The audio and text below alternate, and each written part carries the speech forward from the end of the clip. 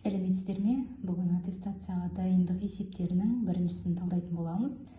Бізге берілген есеп абсциссасы x0 тең нүктесінде f от x тең болады 5x куб қосу 9x минус 27 функциясының графигіне жанама жүргізілген.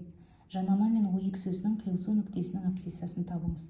Ең бірінші біздер білеміз жанаманың теңдеуін y тең болады f от x0 қосамын f штрих x0 x минус x0. Неке осы теңдеуді біз қолданатын боламыз. Ең бірінші функцияның туындысын тауып қояйық. f от x тең болады f штрих от x тең болады 5x кубтың туындысы 15x квадрат қосу 9x-тің туындысы 9 минус 27-нің туындысы ол кез келген тұрақты санның туындысы 0. Так, x 0-ге тең болған кезде f 0 тең болады. Мұндағы x-тардың орнына 0 қойып шығамыз. 5 көбейту 0 қосу 9 көбейту 0 минус 27 тең болады минус 27. Ары қарай туынды тапқаннан кейінгі функциядағы x-тің орнына 0 қоямын. 15 көбейту 0 қосу 9 тең болады 9. Ары қарай осы жанаманың теңдеуін қолданамыз.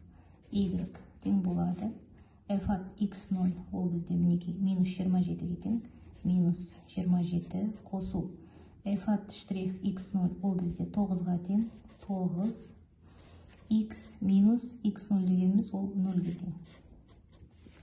Сонда минус 27 қосу 9x y тең болады минус 27 қосу 9x. Немесе былай жазуға болады. Y тең болады 9x минус 27. Бұл жанаманың теңдеуі. Әрі қарай жанама мен ox осінің қиылысу нүктесінің абсциссасын табуымыз керек. Ол үшін қараңыздар, жанама мен ox осінің қиылысу нүктесінің абсциссасы деп тұр.